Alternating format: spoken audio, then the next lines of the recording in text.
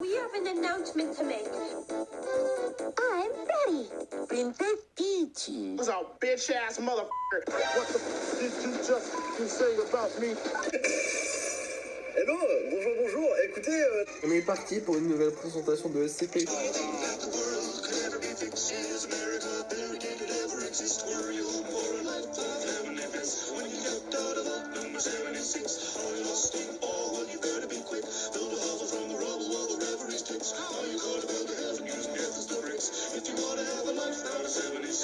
Aujourd'hui, nous allons parler de SCP-2049, qui est un programme de météo qui produit des météos un peu étranges.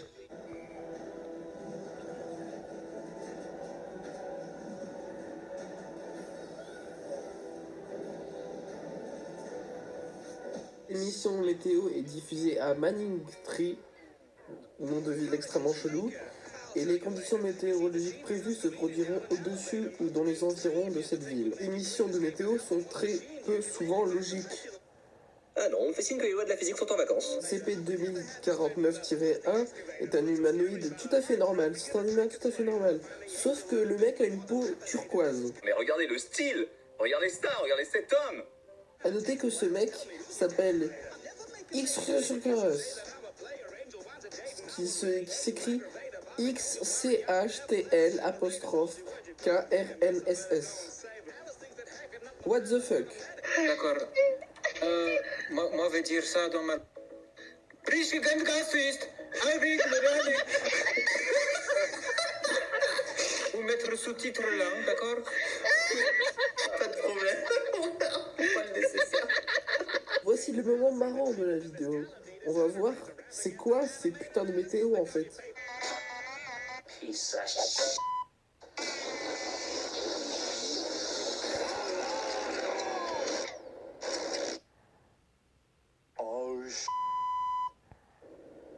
Première n'est pas très intéressante et concerne juste la Terre entière en disant qu'il y a une canicule. Rien d'anormal en soi.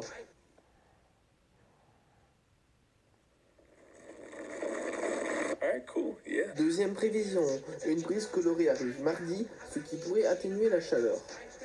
Conclusion, tous les vents traversant les zones avoisinantes à la ville permettent à une certaine couleur d'être perçue dans l'air.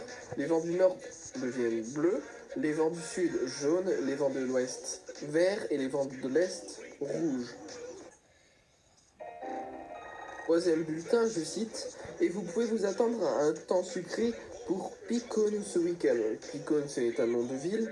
Et donc, il y a des nuages composés de sucre filé sont descendus autour de la ville en question tout au long de la journée. T'es déglingué, beaucoup dans le jugement, Peter, je trouve. Quatrième prévision prévoit une sacrée tempête de grêle. En effet, c'est le cas avec de la glace en forme d'étoile possédant des propriétés d'eau bénite. Confinez-les tous, SCP. Pas plus réfléchi que ça. Vous pouvez répéter la question? Vous pouvez répéter la question? Cinquième prévision, cela concerne des précipitations qui se transforment immédiatement en poussière lorsqu'elles entrent en contact avec une surface solide, ce qui augmente drastiquement les niveaux d'activité électrostatique, forcément. N'hésitez pas à liker, à vous abonner si vous avez appris un truc, s'il vous plaît. Il faut que vous vous abonniez. Pour la sixième prévision, c'est une foudre inversée. Un orage éclate et la foudre surgit du sol pour venir frapper l'orage lui-même. D'une manière ou d'une autre, ce phénomène fait prendre feu aux nuages. N'empêche que pour aborder les filles, c'est un excellent moyen de briser la glace. Septième prévision. Salut à tous, un avertissement pour je ne sais pas quoi. Le temps sera anormalement radioactif aujourd'hui. Quelle histoire énergétique. La météo a donc produit un seul nuage en forme de spirale mesurant 1 km de diamètre qui possède un nombre élevé de rayonnements gamma et des protons se déplaçant à grande vitesse dans la zone sont également détectés, ce qui suggère un effet d'accélérateur de particules. Ah oui, et aussi des éclairs anormalement lumineux peuvent être aperçus lors de cet événement. Pas très sympa. Mais le train de tes injures roule sur le rail de mon indifférence. Je préfère partir plutôt que d'entendre ça, plutôt que d'être sourd. Huitième. Alors, des engins semblables à des ballons météorologiques tombent du ciel à des intervalles réguliers tout au long de la journée, causant aucun dommage structurel mineur étant donné qu'ils sont très légers. Donc ça passe. Audio, oh putain.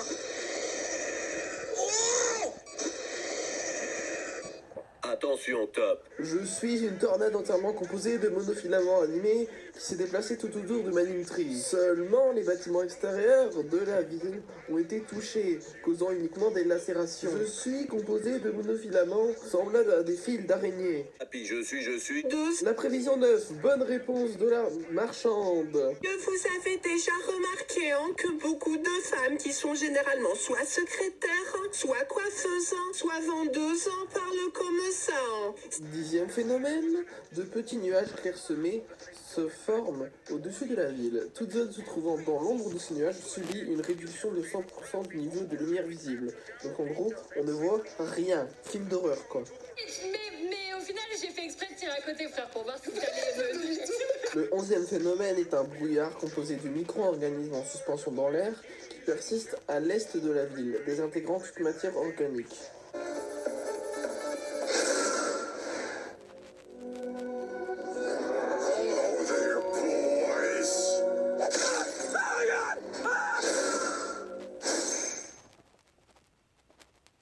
And nothing of value was lost. Avant-dernier phénomène affectant sûrement la mémoire étant donné qu'aucune information n'est visible dessus, ni que l'animateur a fait une petite pause du coup. Enfin, dernière prévision, les précipitations de l'orage résultant ont teint en bleu tout ce avec quoi elle entrait en contact jusqu'à ce que l'orage se dissipe. Donc en gros, il y a une goutte qui tombe sur ta main, bah, elle devient bleue.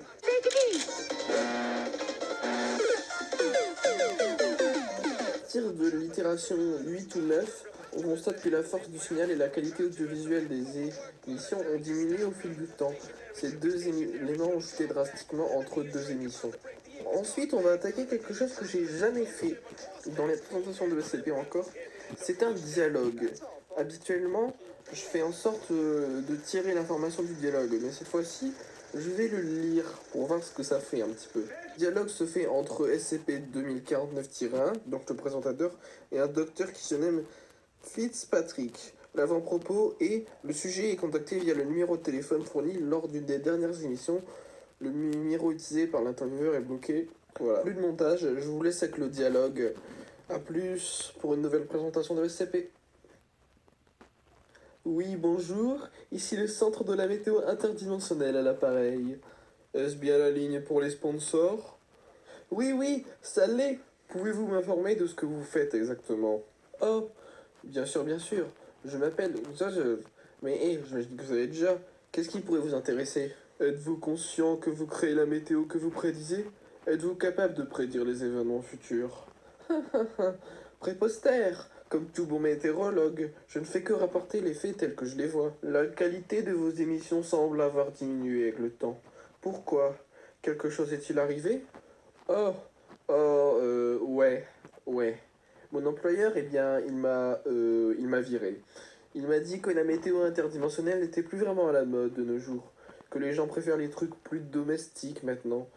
Je pense qu'il est en charge d'une sorte de réseau commercial maintenant. Comment se fait-il alors que vous continuez vos émissions?